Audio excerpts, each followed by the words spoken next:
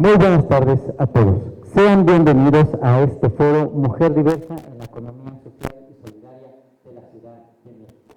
También saludo con gusto a todos, todas y todos aquellos que nos ven a través del canal oficial de este Congreso de la Ciudad de México. Tengo el gusto de recibir al presidio que se encuentra esta tarde conformado por las siguientes personas. Zuleika López Castellanos, Donatiu Tupiño González, la maestra Cintia María Caballero Barrón, presidenta de la Fundación para la Dignificación de la Mujer. Bienvenida. Y también contamos con la presencia de la activista, ciclista y ambientalista Camila Luna. Sean todos y todas bienvenidos.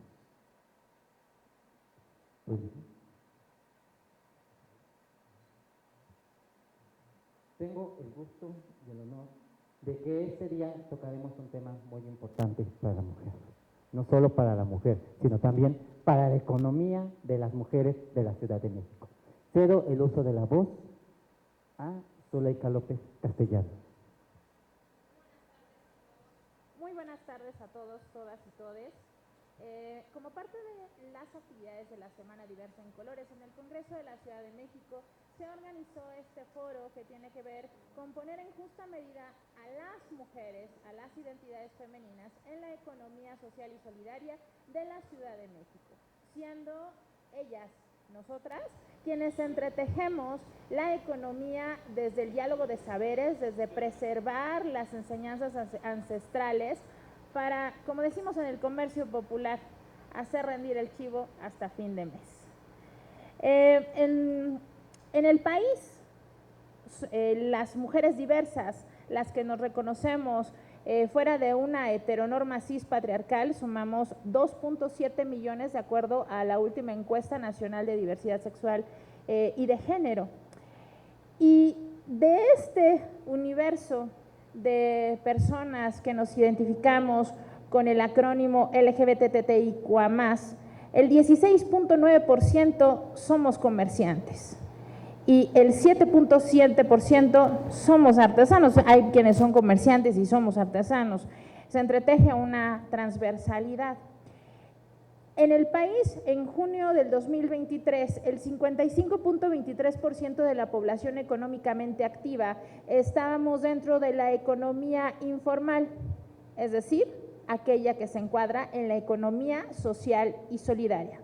Es por ello la importancia de abrir estos espacios de discusión, de visibilización y, ¿por qué no?, de correr tinta para poder proponer puntos de acuerdo, instrumentos legislativos y también políticas públicas aplicadas en este año que se dice que es tiempo de mujeres. Así pues, la importancia de este espacio. Muchas gracias, bienvenidas, bienvenidos, bienvenidas.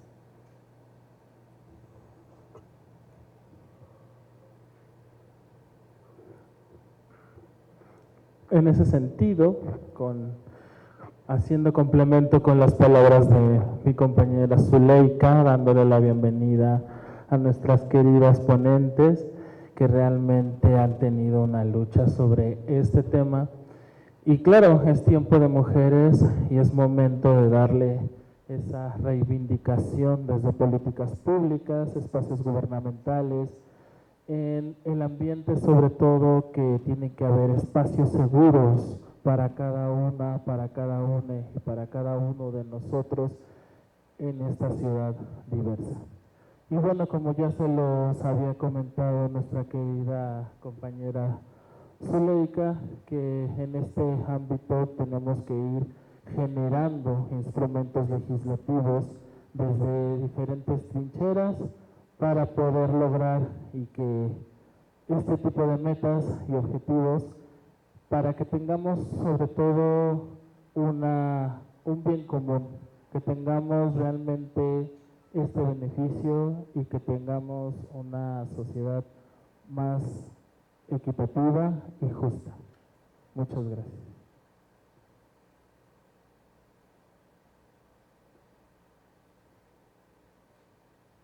Muchísimas gracias, Zuleika, muchísimas gracias, Tonatiuh, por sus palabras de bienvenida a este encuentro, a este foro. Y bueno, ahora, después de haberlos escuchado con ese entusiasmo, pues vamos a proceder a ver un pequeño video para que entremos en materia de lo que es la economía solidaria y la actividad del mercado de las mujeres.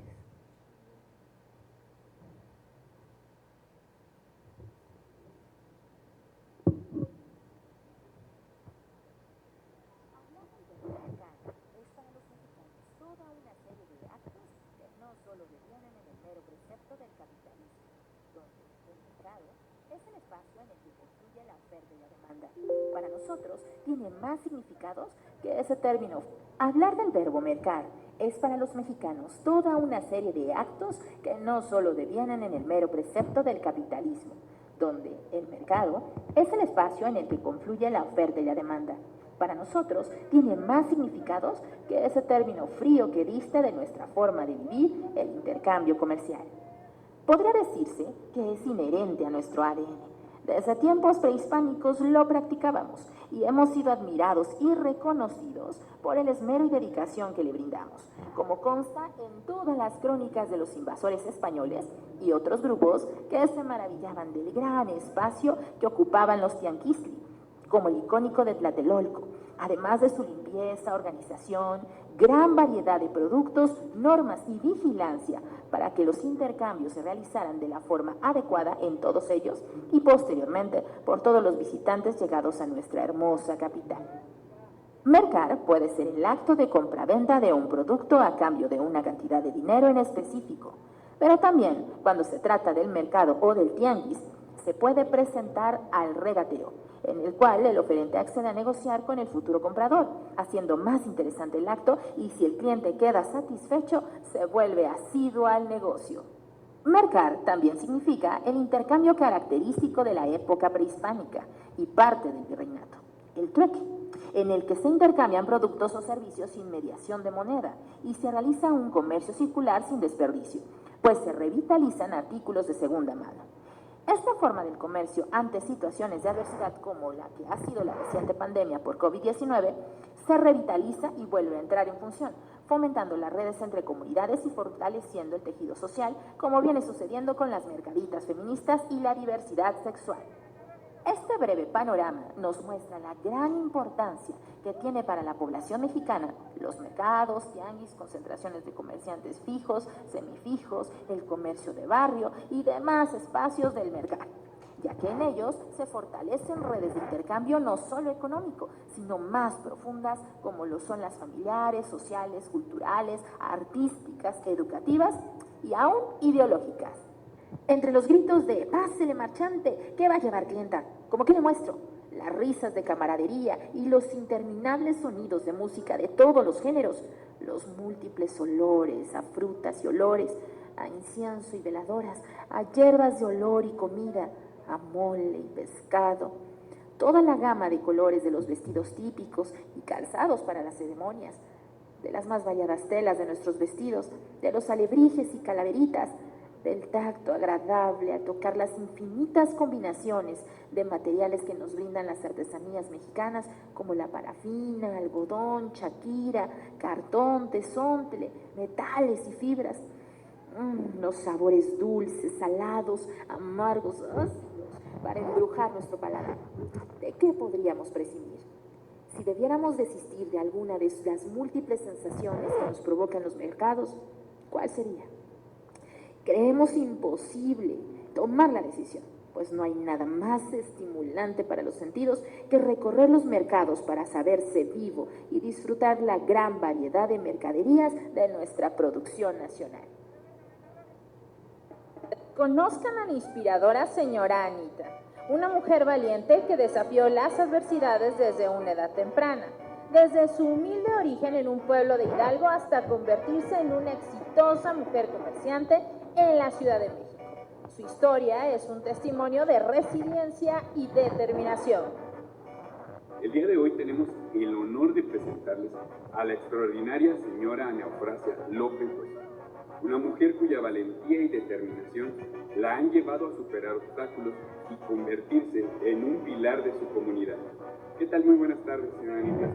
Ya conocemos una parte de tu historia, ya nos has contado gran parte de lo que has logrado, de qué tanto te ha costado, pero nos gustaría que nos contestaras algunas preguntas, como por ejemplo, ¿cómo describirías tu experiencia como mujer proveedora de hogar, especialmente durante los momentos difíciles que enfrentaste en tu vida? ¿Cómo fue, por ejemplo, estar tú sola con tus 3 hijos? Dejar de repente tu lugar de origen. ¿Cómo? Pues me vine acá con mi familia para trabajar y poder darles a mis hijos todo lo necesario, que yo me eché ese cargo de levantar a mis hijos y jugué, tenerlos y darles buen ejemplo, darles buen estudio y darles todo lo que ellos necesitaran. Estabas tú me comentabas que llegaste sola a la Ciudad de México. ¿Con cuántos niños? Con 3. Con 3 niños. ¿Los 3? Con 3 niños. ¿De qué edades ellos? Tenían 3 y 5 y 7. ¿Y por qué tuviste que emigrar o bueno, que salir de Metepec, verdad? De Ferrería. Me tuve que venir para que yo me deshiciera de él, me tuve que venir para acá, para que él ya no me persiguiera. Y bueno, me imagino que durante ese tiempo que estuviste tú sola con tus hijos, hubo momentos difíciles. Muy difíciles. ¿Y cómo los enfrentaste tú sola? Yo sola, porque yo salía aquí a buscar trabajo, ya en una paletería, ya en una dulcería, hasta que me metí en una casa a trabajar, a hacer limpiezas, de cocinera. Fueron experiencias sin duda muy difíciles, y sobre todo pues en esos tiempos para una mujer sola. Cuéntanos, por ejemplo, ¿qué te motivó a seguir adelante y buscar una mejor vida para ti y tu familia, pues a pesar de estos desafíos que estabas enfrentando? Pues fue cuando tuve una oportunidad de irme a Estados Unidos y ya estuve allá trabajando. Trabajé 2 años allá para poder hacer algo, estar con mis hijos y hacer algo, poner un negocio. Ese era lo que yo ansiaba. Pero yo en Estados Unidos trabajé mucho. A donde yo trabajaba, yo le ayudaba a mi patrona. Salíamos, ella iba a enseñar una casa, yo enseñaba otra y siempre vendía yo las que yo enseñaba y me daba mi comisión. Entonces yo fui juntando y salí adelante porque en 2 años vine a ver a mis hijos 2 veces. Ya después ya me vine y ya puse el negocio aquí en el mercado. Después de años de lucha y sacrificio, la señora Anita logró alcanzar sus sueños de tener su propio negocio y proporcionar una vida mejor para su familia. A pesar de los desafíos y las pérdidas, su espíritu indomable la llevó a superar cada obstáculo y dejar un legado de fortaleza y generosidad. Entonces llegaste al mercado con, digamos, con esa cantidad de dinero que tú juntaste, sí. ¿Pudiste adquirir esto? Sí, yo pude, aunque me robaron y todo en el local que tenía, pero yo seguía adelante luchando y luego nos cambiaron del mercado, teníamos que hacer formar el mercado nosotros, tuvimos que hacer nuestro local cada quien y pues sí sufrí mucho porque tenía que hacer otros trabajitos, hacía yo tamales para vender y ayudarme porque yo tenía que comprarles a mis hijos útiles, uniformes y tenía que darles todo. Y yo tenía la tienda y a pesar de eso yo hacía tamales para entregar. Okay, y me imagino que pues esta parte, el asumir el rol de ser tú la principal administradora del negocio y aparte ser proveedora de tu familia, pues ha de haber sido algo complejo. Sin embargo, ¿cómo fue para ti en ese tiempo el ser, digamos, dirigente de aquí, de tus locales, de tu propio negocio? Pues no se me hizo difícil. Estaba yo joven y no se me hizo nada difícil. Yo luchaba y me levantaba de madrugada para hacer todo, bañar a mis hijos, dejarles el desayuno cuando se fueran a la escuela. pero nunca me pesó, nunca me pesó. Lo hacía yo con mucha fuerza lo hacía. Y ahora estoy muy agradecida de mí misma. Y bueno, en la actualidad yo creo que hay muchas mujeres que están enfrentando situaciones similares a las que tú enfrentaste en el pasado para sacar adelante a la familia. ¿Tú qué consejo les darías? Pues yo les aconsejaría que trabajen, porque ahora es más fácil encontrar trabajos y poder trabajar. Pueden trabajar y pueden cuidar a sus hijos. Que no pierdan la esperanza, que no se sienten a llorar, que se pongan a trabajar para ganar para sus hijos y que no se rindan. La verdad es un gran consejo. Y, por ejemplo, ¿cuál tú consideras que ha sido tu mayor logro como mujer, tanto emprendedora como proveedora del hogar? No, pues mi mayor logro fue que pude darles estudio a mis hijos. A mis 3 hijos les di estudio. A mi hija, la mayor, era trabajadora social en Tlaxcala y muy buena, trabajaba en un hospital. Y mi hijo, licenciado, fue licenciado también. Y mi otra hija, secretaria ejecutiva, estuvo trabajando mucho tiempo en la Secretaría de Educación. Muy bien, pues entonces los 3 con carrera, pero me comentabas que también familiares, amigos, empleados han recibido apoyo por tu parte, ¿no? Bueno, sí. Ha sido... Siempre tuve sobrinos aquí, mis sobrinos, sobrinas, las tuve aquí manteniéndolas y viéndolas porque nadie las veía. El apoyo a mi hermana, porque no podía, no hacía nada, siempre me pedía y yo veía cómo, pero siempre les di. A todos mis sobrinos siempre les di, a mis hermanos, crié a 2 hermanos que se quedaron huérfanos cuando mi mamá falleció, tuve yo que hacerme de cargo también de ellos. Ya se fueron de aquí, mi hermana se casó, mi hermano se lo llevaron a Puebla a trabajar a Volkswagen, ya crecidos, ya grandes. En algún momento me imagino que has tenido oportunidad de volver a encontrarte con todas estas personas que has ayudado. ¿Cómo te sientes de ver ese impacto positivo que has tenido en la vida de tus hijos, tus nietos, empleados? Hace poco vinieron a visitarte algunos de tus ex empleados. ¿Cómo sientes al ver? Me siento muy, muy contenta, muy a gusto, porque nunca las traté mal, siempre las traté como familiares.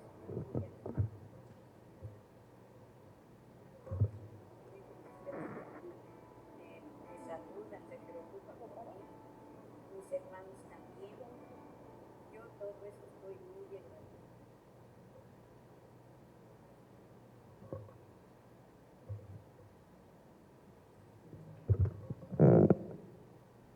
De las mujeres del comercio popular y los mercados públicos de la Ciudad de México, lo que vivimos a diario entre las faenas del mercado, los quehaceres domésticos, los cuidados a los que amamos, son historias escritas de las mujeres con manos de maíz, historias tejidas con hilos de sus cabellos, mujeres de alas que protegen al sistema de abasto y distribución tradicional de nuestra gran ciudad chilanga, incluyente y diversa. Usted puede encontrar todo esta primera parte en la página Mi Mercado, Patria y Soberanía y próximamente a través también de CDMX Noticias.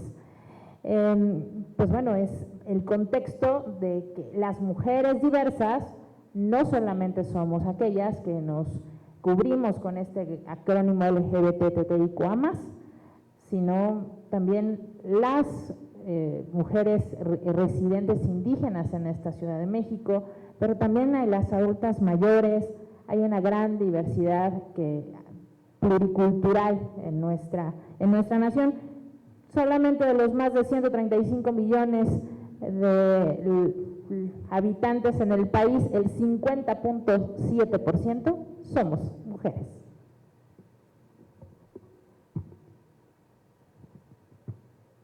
Muchísimas gracias, Zuleika, por esta breve introducción para contextualizar el tema de hoy, mujer diversa en la economía social y solidaria. Y bien, ahora toca el turno de iniciar con nuestra primer ponente de esta tarde. A continuación tendremos la intervención de la maestra Cintia María Caballero Barrón, presidenta de la Fundación para la Dignificación de la Mujer, hasta por 20 minutos. Maestra, adelante. Muchas gracias. Gracias a quienes nos siguen a través de las redes sociales y de las diversas plataformas, a quienes se encuentran hoy presentes, al Comité de Administración de preparación de este importante espacio de diálogo. Y no podemos abrir un foro dedicado a la mujer diversa en la economía social y solidaria en un día en el que las mujeres estamos un poco consternadas por la pérdida de una gran aliada. Hablo de Elena Larrea, una mujer de 31 años de edad, poblana, con un montón de limitaciones, en un montón de espacios llenos de violencia, que supo abrirse paso. Ella fue una importante empresaria social porque supo sacar adelante pues algo que de pronto es muy difícil, que es un espacio de cuidado para los seres sintientes, para los cuacos. Estoy hablando de Cuacolandia. Ella es fundadora, es activista, es jinete y además es una gran aliada que ha dejado claro que las mujeres hoy sabemos ser aguerridas y demostrar que no importa aquello que nos limite para poder emprender. Emprender es una palabra muy grande. La primera que se reconoce en América Latina como empresa es aquella exploración que hace en su momento al salir de Europa Cristóbal Colón e inicia una empresa para atravesar el océano y llegar a América Latina. Esta labor de escapar de lo que se conoce para explorar el nuevo mundo es lo mismo que pasa a una mujer emprendedora. Así es que yo quisiera desde aquí abrazar a ella, a su familia, desde donde quiera que esté, y darle las gracias por el gran trabajo que hizo.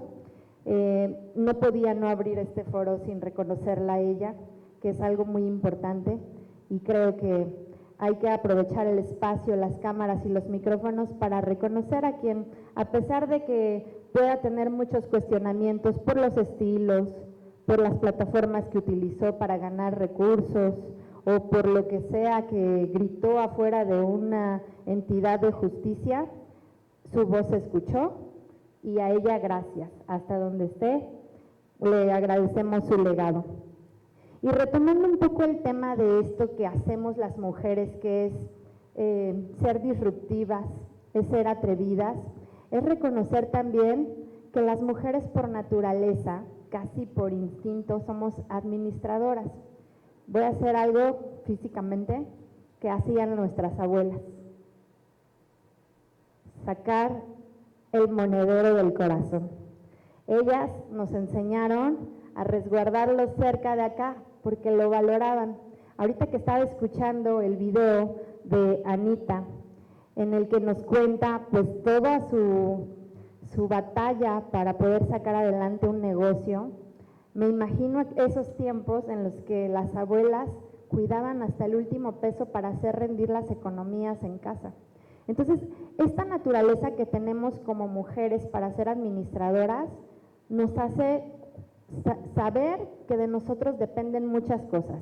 Depende el hogar, depende la familia, depende la educación, dependen un montón de cosas, pero casualmente nos cuesta muchísimo trabajo ponernos la corona de empresarias. Incluso siempre que me invitan a un foro, le ponen emprendedoras. Y yo digo, ¿dónde está la línea entre ser emprendedora y ser empresaria? O sea, ¿en qué momento o a partir de qué número de factura nos convertimos en empresarias? O sea, hasta eso nos cuesta saber y reconocernos como empresarias. ¿Por qué? Pues porque no nos sentimos merecedoras. Ese es un primer escenario en el que en este foro me gustaría que habláramos. ¿Qué nos hace falta? Porque estamos hablando de la mujer diversa, pero también hay una comunidad diversa a la que le debemos una deuda histórica. Pero ¿cómo le vamos a pagar cuentas a esa comunidad si no hemos logrado incluso alcanzar lo mínimo indispensable necesario para que todas y todos tengamos las mismas prerrogativas y derechos? Y déjenme darles unos datos estadísticos. Las mujeres entre 25 y 44 años son el segmento demográfico más activo del emprendimiento en México. Representan el 44.14% del total de los nuevos emprendimientos tan solo en este año. De esta actividad económica en México se apoyan las pequeñas empresas, que serían las que a veces se reconocen como pymes, que constituyen el 99.8% del total de los negocios. Estas pymes generan el 72% del empleo del país, es decir, en estas pymes es donde realmente se respaldan los trabajos y las fuentes de empleo de las y los mexicanos, más allá del género, y contribuyen con el 52% del Producto Interno Bruto. Dentro de este panorama, el 45.8% de estas pymes son lideradas por mexicanas, es decir, mujeres. La fuente es el INEGI. La mayoría de las mujeres que emprenden en México, que podemos decir que son cerca del 65%, poseen estudios universitarios. Sus emprendimientos se concentran principalmente en sectores como el comercio, en un 50%, que bien nos lo recordaba ahorita Zuleika en su intervención. En cuanto a la contraprestación de servicios, tenemos que hay un 36% y en la manufactura el 10%. Pero vamos a hablar de cuáles son las motivaciones que reúnen las mujeres para emprender. Las mujeres emprenden por diversas razones. La primera es, en un 29%, y es la más alta, es porque buscan tener un negocio propio. Y aquí me voy a detener en algo. Ellas no lo hacen por este cliché de salir adelante, económicamente sustentables. No, lo hacen por la idea de tener un sentido de pertenencia, un algo que construí yo que no es maternal, o sea, no es un hijo. Es algo que me define, que me hace sentir útil, que me hace sentir valiosa. Este sentido de pertenencia es muy importante en el emprendimiento. Las mujeres son muy comprometidas y se casan con su marca. Y eso es algo que se nota en las estadísticas. El otro 20% sí busca elevar su calidad de vida. Y contrario a lo que se pueda decir, no es malo ser aspiracionista. Es muy bueno porque te motiva, te impulsa a atreverte, a perder el miedo. Y creo que en este caso las economías sociales lo permiten y ahorita voy a explicar para mí qué es una economía social. Continuando con la estadística, el otro 20% de las mujeres emprende por pasión, es decir, por gusto, porque les gusta emprender, porque encuentran en ello una satisfacción que va muy vinculada al tener un negocio propio. El 18% tiene una incidencia a buscar negocios familiares. Esto también es muy importante. Las mujeres siempre creamos redes de apoyo a partir del comerciar. Es decir, no vemos para nosotras mismas, vemos el hacer equipo, el encontrar en nuestras familias, en nuestras alianzas, a nuestro equipo de trabajo. Y 13% comienzan un emprendimiento tras perder su empleo, que es la última que se considera en las estadísticas. ¿Esto qué nos dice? Cada vez la mujer moderna busca menos al patrón y más la libertad. Así lo traduzco yo. Esto, por eso lo quise traer a colación en este foro, porque es muy importante. ¿Cuáles son las características de las empresas lideradas por mujeres? La primera de ellas es que mayoritariamente están enfocadas al consumo. Somos buenas vendedoras, tenemos la capacidad de convencimiento. La segunda es que destacan por ser muy comprometidas socialmente y atender también la necesidad de su comunidad.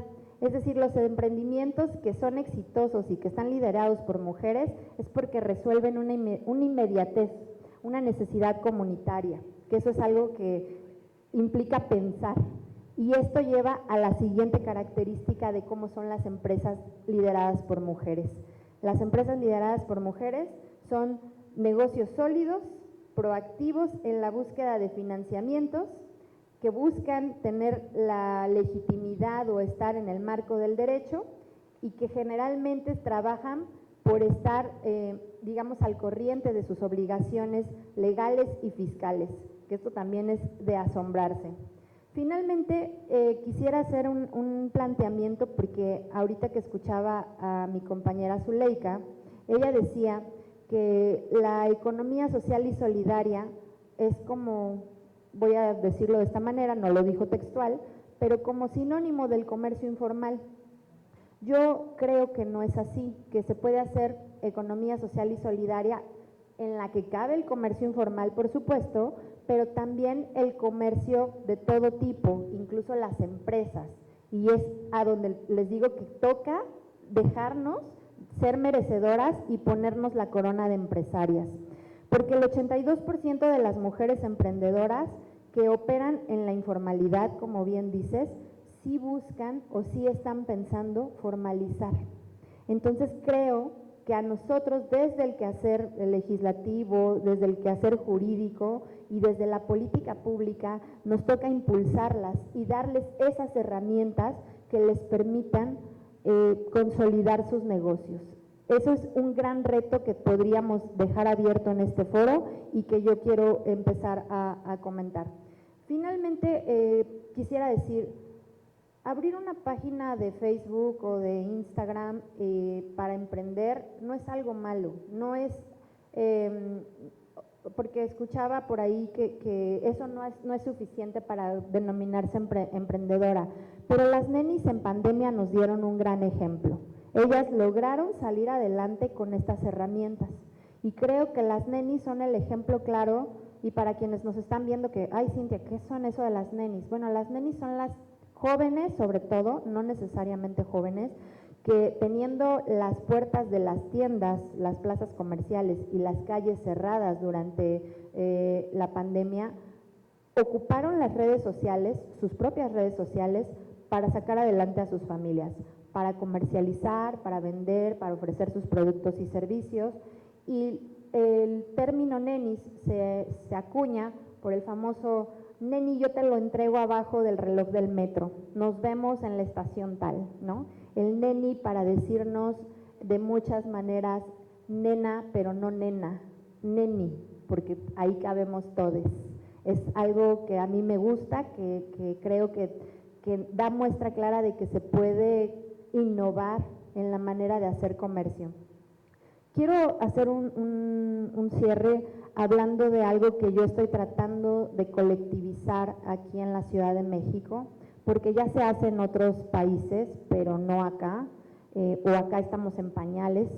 Ustedes saben que política y económicamente nos han dividido en sectores, es decir, existe el sector privado, el sector público, el que se denomina tercer sector, que es el sector donde caben las fundaciones, las asociaciones, a este sector se le llama el sector social, pero este sector nace con un impedimento, yo siempre digo con la soga al cuello, porque cuando nace se estaba acostumbrado a la caridad, y yo no digo que la caridad sea mala, incluso la palabra limosna, por ejemplo, en México la asociamos como algo negativo, y limosna significa ayuda, y caridad significa brindar ayuda, de corazón. Y nos hemos acostumbrado a que dependamos del donante para que el tercer sector exista. ¿Esto qué nos limita?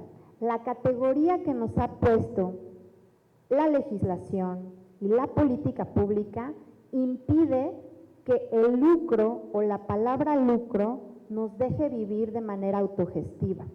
Yo tengo la oportunidad de dirigir Fundación para la Dignificación de la Mujer y conozco además a muchas otras donatarias autorizadas y les puedo decir, sin temor a equivocarnos, que no la estamos pasando bien, que no tenemos oportunidad de comercializar, de hacer economías sociales y justas por estas limitantes legales, fiscales y administrativas, y que el depender de la voluntad de otro para existir nos limita. Por tanto, yo propongo que este espacio y este foro sea uno de los primeros en posicionar el cuarto sector en la Ciudad de México y empujar a que exista a nivel nacional. ¿Qué es el cuarto sector? Es decir, Yo ya no soy el sector público, no soy el gobierno, no soy la empresa en el sector privado, no estoy conforme con lo que está pasando en el tercer sector. Creemos que es tiempo de formar el cuarto sector, que es las empresas con un enfoque social y solidario, en el que se reconozca que se puede hacer consumo local, que se puede hacer un consumo justo, que la palabra lucro debe tener una definición clara, porque subsistir implica comercializar y revisar que ese acto de comercio puede ser justo, puede ser innovador, y creo que desde las mujeres y desde este foro y la comunidad LGBTIQ y más pueden ser grandes aliados para que en este foro y con muchos aliados tengamos la oportunidad de traer lo que ya se hace en el resto del mundo e innovar en México. Muchas gracias.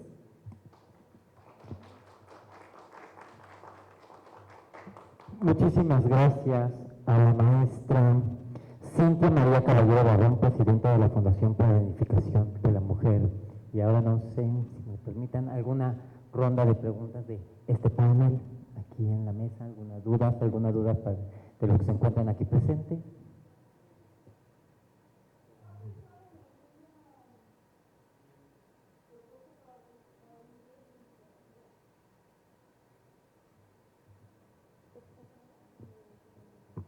Si no hay otra intervención, ¿va a poder responder?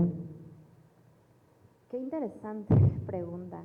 Yo la verdad es que no tendría una propuesta que resolviera el problema de las personas con discapacidad, porque desde mi punto de vista, ustedes tendrían que tener ya una garantía plena de sus derechos, no partiendo de la desigualdad para encontrar equidad, sino reconociendo que ya sería tiempo de que ustedes tuvieran las mismas prerrogativas y derechos que cualquier empresario para poder salir adelante y emprender.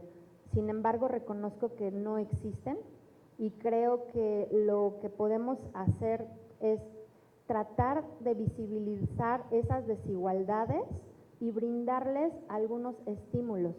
Estímulos no significa regalos, significa poder incidir de mejor forma, no en la labor asistencial, no en las cosas formativas, sino en esto que yo denomino el cuarto sector. Es un ejemplo perfecto de cómo se puede ayudar. Sus emprendimientos tienen que tener, por ejemplo, condonaciones fiscales. Debe de ser sí o sí, porque no estamos en una carrera justa. Debe tener, por ejemplo, la oportunidad de que se vendan, igual que como se hacen con las sociedades cooperativas, sus productos y servicios preferencialmente a los del resto de las personas. Que si, por ejemplo, ustedes participan en una licitación, se les dé preferencia por ser quizá emprendimientos que tienen un rezago legal, administrativo, jurídico o social, como se hace, por ejemplo, con las personas migrantes o con las personas de otro tipo de vulnerabilidades. Y es que aquí el tema de las vulnerabilidades lo coloca el Estado, no somos nosotros como sociedad civil. Ellos son quienes dicen quiénes son vulnerables y quiénes no. Yo la verdad es que creo que el foro es importante y por supuesto sería muy bueno que desde su punto de vista nos dijera cuáles son las necesidades del sector. Yo lo que creo es hablar de emprendimientos con responsabilidad social implica poder considerar el que los productos y servicios tengan causas que le den un valor agregado al producto. Es decir, si yo voy a vender esta pluma, yo por este producto tengo que ser justa. Si este producto es realizado de manos de personas con discapacidad, entonces el precio del producto no es el mismo y debe de costar un poquito más, o bien de tener una carga fiscal menor. Sí.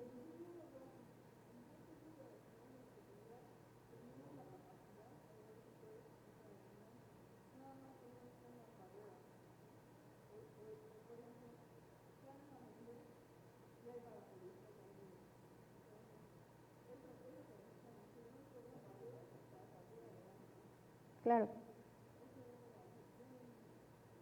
Bueno, para quienes están escuchándonos y que no la escucharon en el micrófono, voy a tratar de repetir. Ella comenta que no coincide con lo que planteo, porque lo único que pide es que no les pongan barreras. Textualmente usó esta palabra y pone el ejemplo de salen a las calles a vender y les están impidiendo el comercio, por ejemplo, ¿no?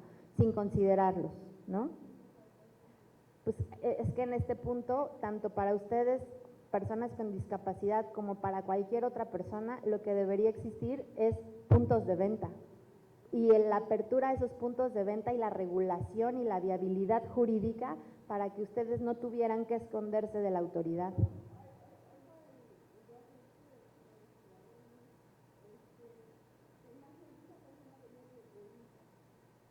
Sí, ¿por qué no se acerca el micrófono?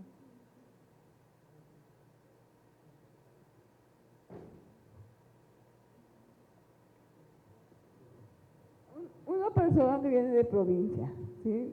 Que es de la comunidad LGTBI, que tiene discapacidad, imagínate en qué condiciones viene a la ciudad y todavía que el gobierno le quite su producto, se me hace aberrante, la verdad. Por supuesto, coincido plenamente. Creo que el gobierno, aquí voy a tener que hacer una crítica al gobierno de la Ciudad de México, por ejemplo, tiene una deuda pendiente para poder hacer, está mal decir las marcas, pero lo que hace Mercado Libre, Amazon y muchas otras plataformas para utilizar las herramientas digitales, podrían ya tener lo que era el mercado de cooperativas de la Ciudad de México o el mercado de productores. Avanzaron porque ya hicieron un registro en el que uno puede darse de alta como proveedor e incluso ya tienen ahí nuestros catálogos, pero no se ha publicado y no se trabaja en conectar al cliente con el dueño del producto o servicio, o sea, al emprendedor. Creo que esa es una deuda pendiente. Hoy el comercio sí se puede realizar en las calles, se debe de seguir haciendo, por supuesto, se debe de regular la manera de hacerlo, está en la Constitución de la Ciudad de México, ya es un derecho, está también el tema de los mercados y los espacios destinados al comercio, pero estamos en una deuda pendiente que nos está rebasando porque los grandes monstruos tecnológicos lo hacen, el gobierno no. Entonces nosotros tendríamos que también desde los espacios de la sociedad civil, empujar a que esas cosas comiencen a pasar. Porque el estado de confort en el que vamos a abrir nuevas cooperativas cada año, vamos a sacar 2 convocatorias y que salgan 500, 600 cooperativas en cada uno de estos programas, pero después dejarlas en el abandono, no darle seguimiento, no revisar si pudieron aperturar sus cuentas bancarias, porque a veces hasta eso se les atora, y mejor aún, si pudieron conectar sus comercios o sus economías sociales con sus clientes para salir adelante, eso ya no les importa. Entonces creo que tenemos que empujar nosotros, a que sí ocurra y a que hagamos esas estrategias para buscar igualdad entre todas y todos y que tengamos esas herramientas a partir de lo que hoy existe y es una innovación tecnológica, que esté en la palma de su mano para que usted no tenga que salir de su casa. Eso sería maravilloso y creo que podemos. Algo fundamental es la capacitación.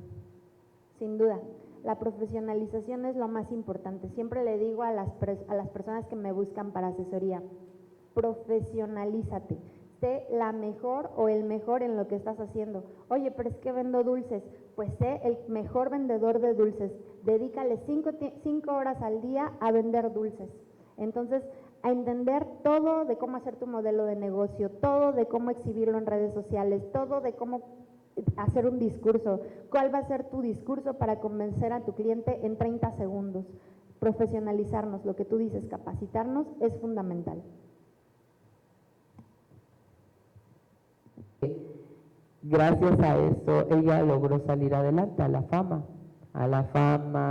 a que es reconocida, ya empezó con un triciclo, me parece, o bicicleta, traía su canasta y vendía sus taquitos y demás, me la tiraron o tiraron su puesto, el mundo se indignó, la apoyaron y así fue creciendo hasta crear un restaurante o un local. Entonces, es importante que desde lo personal y práctico, pues impulse. ¿Sabes qué? Conozco a una mujer increíble que vende quesadillas acá en la esquina, o que vende pambazos, vamos para allá, vamos a apoyar, o que está vendiendo artesanías. Bueno, ¿qué les digo? Tenemos una amplia diversidad en la Ciudad de México, y tenemos muchísimas hermanas mushes oaxaqueñas que están haciendo telares en las expos de original y en las expos de artesanías, venden sus bordados y todo eso. Entonces, desde lo práctico hay que empezar. No es comercial, pero sigan a Demian Gerardo, mushe de Oaxaca, que siempre está acá, y compren todos sus diseños tan bonitos que hace a mano para salir adelante. Entonces, creo que desde lo práctico, activistas, colectivas y demás, les invito a que impulsemos esto, que lo compartamos, que utilicemos las redes sociales para viralizarlo, y peleemos por lo rezagado primero. O sea, vámonos por cupo laboral, ¿no? Y ya de ahí empezamos a partir, y todo lo que tengan planeado para economía social y solidaria en el marco legislativo, porfa, les pido que esté agregado el sentido trans y diverso. O sea, pónganme a las mujeres lesbianas, y así pónganlo en la ley, porque si no me lo ponen, pues me las dejan desprotegidas. Es importante siempre ponerlo.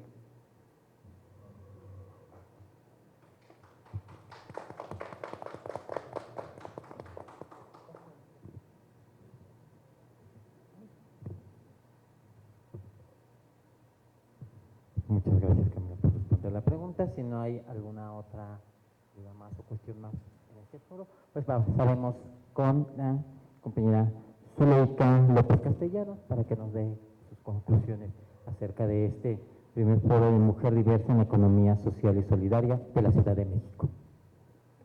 Muchas gracias, Eduardo Berber Mejía, quien ha abrazado también esta causa de género y de perspectiva de género, porque ahora no solamente debemos hablar de cuestión de género, sino también de la identidad de género, ¿no?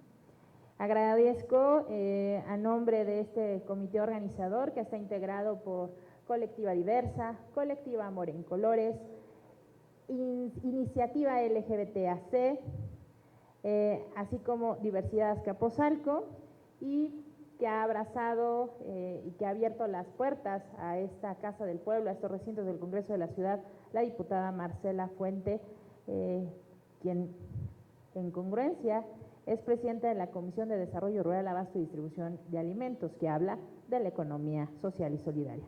Agradezco también a nuestras excelentes ponentes, a la maestra Cintia Caballero, a la maestra Cintia María Caballero Barrón, pero los que la tenemos aquí cerquita del corazón como el monedero, la conocemos como Cintia Caballero, a Camila Luna, quien no solamente es una activista social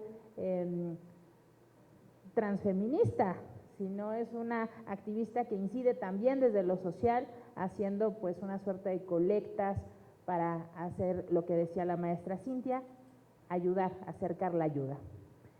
Las conclusiones de este foro. Las mujeres, por naturaleza, resguardan el hogar en el corazón. Desde tiempos ancestrales, basta con recordar a nuestras abuelas que resguardaban en el corazón, cerquita de él, el monedero de donde sacaban para toda la quincena. Es indispensable el cuestionar qué hace falta para que las mujeres transitamos hacia una dignificación económica y social.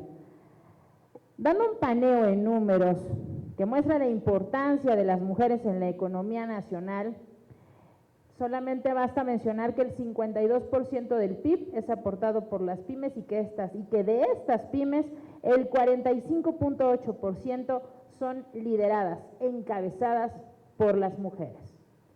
Sin embargo, hay también motivos que nos hacen emprender, entendiendo esta palabra de emprendimiento como aquellos náufragos que emprendían a la mar para buscar otros nuevos horizontes. refugiarse desde la incidencia en la búsqueda de un negocio familiar, es que siempre estamos en la visibilidad de la protección de nuestros amores, de nuestros cercanos. Con el emprendimiento pretendemos elevar nuestra calidad de vida desde nuestras pasiones, pero siempre en búsqueda también de construir algo propio de nosotros, el sentido de pertenencia. Y sí, la necesidad, la pérdida del empleo. Como fueron las manifestaciones en la época de pandemia con las mercaditas feministas y las nenis, dos acciones de la economía social y solidaria de mujeres que, siendo profesionistas, que no tuvieron oportunidad alguna porque sus trabajos fueron cerrados, porque nuestros puestos fueron cerrados por ser considerados actividades no esenciales durante este largo periodo de pandemia, tuvimos que apropiarnos los espacios públicos desde los pasillos de los metros. Y entonces había otras mujeres, las mujeres vagoneras, que al defender su espacio de trabajo histórico, se sumaron a estas mercaditas feministas. Y ya no nos daban abasto, porque la de La Voz también estuvo en una mercadita feminista, nos tuvimos que apropiar del espacio público, como fue la explanada de la Alameda Central. Hoy en día aún se ejerce una mercadita feminista. ¿Y qué decir de las nenis? Proyectos en donde las madres que no podían salir a las mercaditas feministas, pues entonces ofertaban a través de las redes sociales, que en ese entonces se había generado una economía social que dinamitaba en la Ciudad de México. Solamente en la pandemia el 36% de la economía que se movía era a través de las nenis. Como lo dijo la maestra Cintia, las nenis, ese término de nenis se acuña porque entre nosotras nos decimos nenas, cercanas al corazón. Nena, neni, dando una inclusión. Estos emprendimientos, como parte de la economía social, en la actividad económica que pone en el foco a la persona. La economía social y solidaria pone en el foco a la persona y no al capital.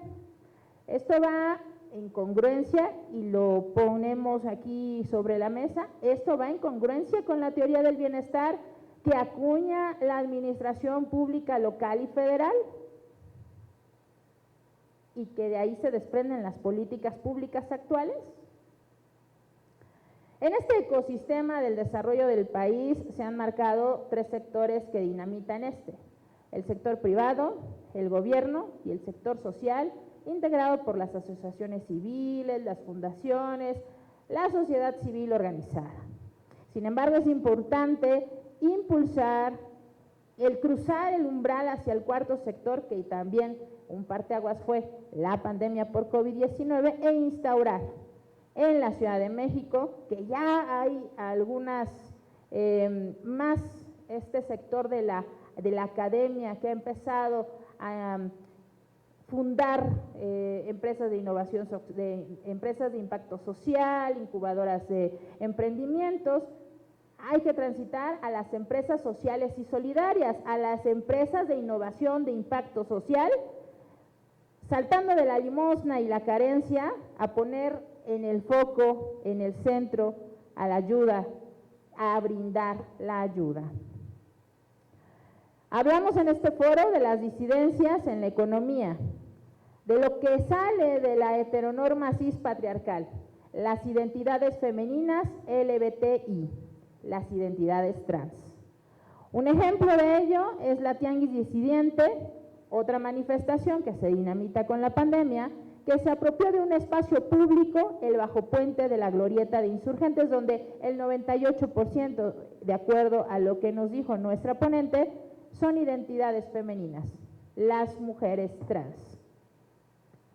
Quienes planteen y desarrollen las políticas públicas en materia de economía en la ciudad deben crearlas desde una perspectiva de género y de identidad de género.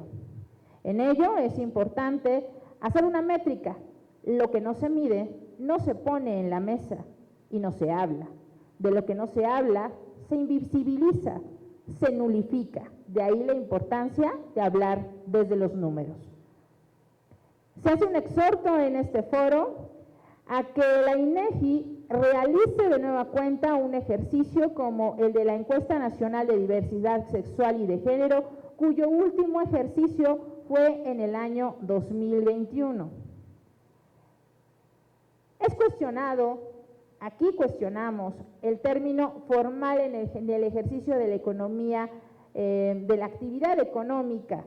Basta hacer mención las más de 30,000 mujeres comerciantes solamente en los 338 mercados de la Ciudad de México, más las identidades femeninas LGBTI que trabajan en estos centros de abasto. ¿Y por qué solamente hay que hacer mención de ella? Porque un centro de abasto es parte del sistema de abasto tradicional de la Ciudad de México. Este está integrado desde los productores, desde el campo mexicano, los productores, los transportistas, la gran central de abasto, los mercados públicos, concentraciones, bazares, tianguis, mercados sobre ruedas, comercio en vía pública, comercio de barrio. Pero centremos el foco en la central de abasto. Según datos de la Secretaría de Desarrollo Económico, a palabras del secretario Fadlala Cabani, la central de abasto es quien tasa, no es la bolsa mexicana, sino es la central de abasto quien tasa y quien define la economía en el país. La motivación de la lucha feminista inició por la igualdad de condiciones laborales y democráticas. Ahí ya está intrínseco el marco económico. Pero hay una gran tarea, la inclusión de la narrativa de la diversidad sexual y de género, la deconstrucción de la deconstrucción, un feminismo interseccional, un feminismo transincluyente. La conclusión de este foro es, ¿desde dónde podemos abonar desde lo cotidiano? Comprando a las mujeres desde lo local. Y con ello vamos a hacer que aquello que resguardamos en el corazón siempre esté llenito. Y hablamos de ese monederito. Muchas gracias. Muchísimas gracias, Zuleika López Castellanos, por estas conclusiones de este primer foro, Mujer Diversa en la Economía Social y Solidaria de la Ciudad de México. Pues bien, si no hay más que andar o aquí nuestros participantes no tienen algún comentario o alguna duda, procederemos a la clausura de este foro. ¿Dudas? ¿No? ¿Nadie más? ¿No? ¿No hay? Bueno, pues siendo las 17 horas con 46 minutos, pues damos por concluido el foro Mujer Diversa en la Economía Social y Solidaria de la Ciudad de México. No sin antes agradecerles a nuestros ponentes, agradecerle desde luego a Zuleika López Castellanos por habernos acompañado, agradecerle a Tonatiu Tufino González, muchísimas gracias por habernos acompañado, a la maestra Cintia María Caballero Nadón, presidenta de la Fundación para la Dignificación de la Mujer, gracias por haber estado esta tarde con nosotros, y desde luego a la activista, ciclista y ambientalista Camila Luna, y sobre todo por la lucha y la inclusión de las mujeres trans. Y desde luego a usted que nos vio desde las redes sociales, a todos, todas y todos los que nos acompañaron en este espacio de la pluralidad, la democracia y la igualdad. Tengan una excelente tarde. Y de